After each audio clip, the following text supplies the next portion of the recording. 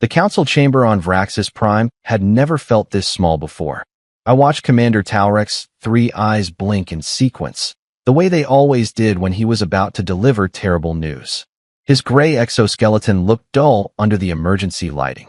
"We're losing," he said flatly. "Sector 7 has fallen. Sector 9 will be next." I leaned forward in my seat, mandibles clicking despite my effort to stay calm. "What about reinforcements from the Calidor fleet?" "Destroyed," Talrek replied. 2 hours ago." Silence followed. The kind of silence that makes your organs twist. For 6 cycles, we had been fighting the Varathians. 6 cycles of watching them tear through our defenses as if they were paper. They were ruthless, efficient, unstoppable. Their war machines did not need rest. Their soldiers did not know fear. And now they were 12 jumps away from our homeworld. Counselor Drex, the oldest among us, finally spoke. His voice rattled like stones in a jar. "There is one option." Every head turned toward him. We all knew what he meant. We had all considered it. We had all dismissed it as madness. "Absolutely not," Talrek growled. "Have you lost your mind? Have you?" Drex snapped back. "In 4 days, maybe less, the Varathians will be bombing our cities. Our children. Everything we've built over 3,000 years will be gone. But yes, let's cling to our pride while we die." My breathing sacs tightened. "You want to contact Earth?" "I want us to survive," Drex said. "And they're the only ones who can make that happen." Talrek slammed his primary appendage onto the table. The sound echoed through the chamber. "They're barbarians. Violent. Unpredictable. Absolutely terrifying." "Exactly," Drex said quietly. "And right now, we need barbarians." The council erupted, voices rising and falling in waves of panic and argument. I stayed silent, thinking about everything I had ever heard about humans. The stories, the warnings, the unspoken agreement shared by most of the galaxy. Do not provoke humanity. There was the incident at Plexer Station. A human merchant ship had been fired upon by pirates. The humans did not call for help. They did not negotiate. They hunted every pirate vessel across 3 systems and left behind nothing but debris fields. No survivors. No mercy. Then there was the treaty violation of 2283. The Sorkin Empire had taken human prisoners. Humanity did not threaten war. They did not file complaints. They simply appeared in orbit over the Sorkin homeworld, weapons powered, and broadcast a single message. Return them within 1 hour, or discover what happens next. The prisoners were returned in 47 minutes. "They're too dangerous," Counselor Mira whispered. "What if we become the problem? Then we're no worse off than we are now," I said, surprised to hear my own voice. The room went quiet. "The Varathians will wipe us out regardless. At least with humans, there's a chance they'll aim in the right direction." Talrek's 3 eyes locked onto me. "You're serious?" "I'm terrified," I admitted. "But I would rather gamble with humanity than guarantee extinction at Varathian hands." The vote was close. 3 in favor, 2 against, 1 abstention. Democracy, alive even at the end of the world. I was chosen to make the transmission. Lucky me. I stood in the communication bay, staring at the console as if it might attack me. The signal officer, a young Thraxian named Kel, looked just as uneasy. "Ready, sir?" he asked. Was I ready? No. Did that matter? Also no. "Send it," I said. The message was simple. We were dying. We needed help. We offered everything: trade agreements, territory, technology. Whatever it took. The coordinates of the Varathian fleet were attached. Kel pressed the transmission control. The message vanished into the void, racing toward Earth faster than light. Now we waited. How long for a response? I asked. Kel checked his instruments. If they're monitoring this channel, 2 hours for delivery. Another 2 for a reply. If we're lucky, for hours. For hours to learn whether humanity would save us or ignore us. For hours to wonder whether we had invited something worse than the Varathians to our doorstep. I returned to the council chamber. Everyone was there. Silent. Waiting. Even Talrek had stopped pacing. 3 hours and 47 minutes later, the alert sounded. Incoming transmission. Kel's voice crackled over the comm. It's from Earth." My heart slammed against my chest. "Put it through." Static. Then a voice. Perfect galactic standard. Calm. Almost cheerful. Terrifying in its casual confidence. "Vraxis Prime. This is Captain Holland of the Earth Defense Fleet. Message received and understood. We are approximately 16 hours from your position. Sit tight. We'll handle this. The transmission ended. 16 hours. They were already on their way. Taurek's voice dropped to a whisper. What have we done? 16 hours turned out to be 14. Apparently, humans considered their own estimates to be suggestions rather than facts. I was on the observation deck when they arrived. Sleeping had become impossible, and staring into space felt better than watching tactical displays chart our defeat in real time. Kel had abandoned his post to join me. Technically a violation of protocol, but protocol felt meaningless when extinction was scheduled for tomorrow morning. Sir, Kel said, his voice cracking slightly. Sensors are picking up something. I looked at his display. At first, I thought it was malfunctioning. The readings made no sense. Then I realized they made perfect sense, and that was somehow worse. 47 ships dropped out of faster-than-light travel at the edge of our system. Not the massive dreadnoughts the Varathians favored, nor the elegant cruisers of our own fleet. These ships were different. Compact. Aggressive. As if designed by someone who thought physics was more of a suggestion than a law.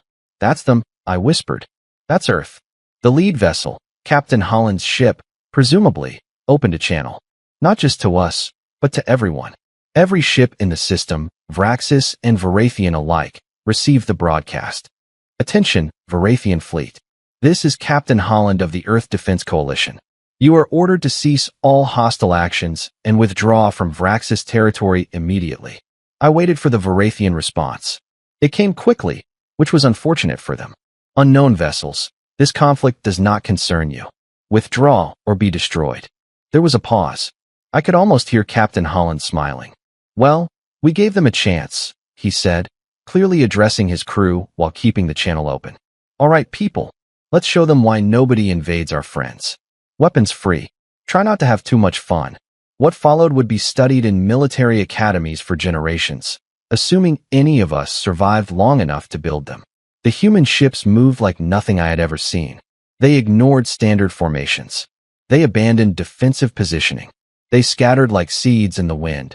Each ship independent, chaotic, impossibly fast. The Varathians opened fire. Their targeting systems were among the best in the galaxy, boasting 98% accuracy in fleet engagements. Against the humans, they might as well have been throwing rocks.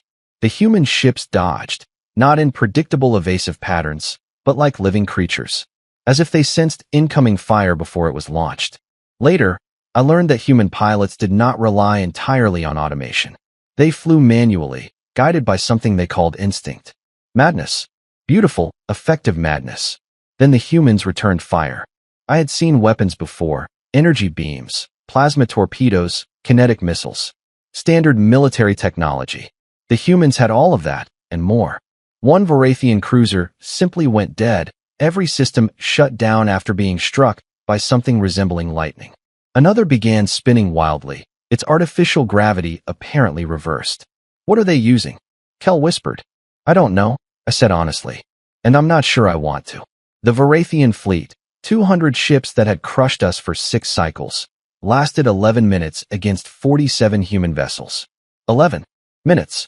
Not because the humans destroyed them all, though they easily could have. After 7 minutes, with half their fleet disabled or annihilated, the remaining Varathians attempted to retreat. The humans allowed it, after one final system-wide broadcast. Tell your leaders that Vraxis is under Earth's protection now. Anyone who disagrees is welcome to come discuss it. We'll be waiting. The casual threat hidden beneath that cheerful tone made my scales prickle. As the last Varathian ship limped into faster-than-light travel, Captain Holland appeared on our main display for the first time. He was younger than I expected, dark-skinned, with eyes that looked perpetually amused. He was drinking from a small container, completely relaxed, like he had just finished a training drill instead of ending a war. Vraxis Prime, this is Holland. Sorry about the mess. We'll assist with cleanup and repairs. Also, we should talk about that trade agreement you mentioned.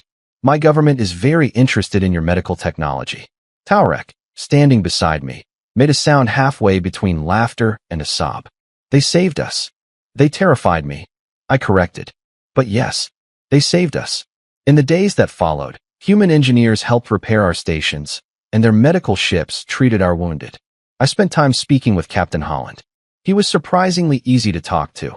For someone whose species had just rewritten the rules of space warfare. Why did you help us? I asked over a meal in our hospitality center. He was eating something called a sandwich with obvious enjoyment, despite our food being entirely incompatible with human biology. Why wouldn't we? He replied, genuinely confused. You didn't know us. It wasn't your war. You could have ignored our message, and no one would have blamed you. Holland shrugged. Someone was bullying our neighbors. We don't like bullies. Never have. Anyone who's studied human history can tell you that. He paused, took another bite. Besides, the Varathians needed to learn that conquest has consequences. Consider the lesson delivered. Everyone in the galaxy is afraid of humans, I said quietly. You know that, right? Sure, he said easily. But we'd rather people be afraid and alive than comfortable and dead. Fear keeps folks honest. Keeps them from doing stupid things, like invading peaceful neighbors. He looked at me. You were afraid to call us. But you did anyway. That takes courage. We respect courage.